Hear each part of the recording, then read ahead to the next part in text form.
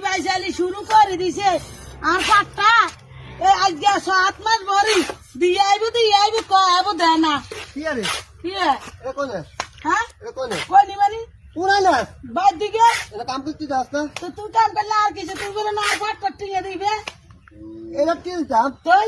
এটা কি হিসাব করলে তুই হাতে কেন 16 লাখ টাকা না তো কি রুলো লাগছে দেন আছি 14 রিট গেছে কত দিছ হ্যাঁ 14 রিটে কত দিছ যা হিসেবে আছি তা কত দিছ যা আছি তা আবার হিসাব কর কত দিছ হ্যাঁ কত দিছ কত দিতে মানে কত কি? দিছ তুই যা তো যা তা দিছি কত তোমার লাগে কত ছিল যে তুই আর পাট্টা আনি কাম করবে তো তুই এত ছোট লোক কা হ্যাঁ তুই এত ছোট আই লোক এত ছোট লোক হ্যাঁ আই এত ছোট লোক কাল কত 90 টাকা খাবাইলাম বাজারে কোন বাজারে এই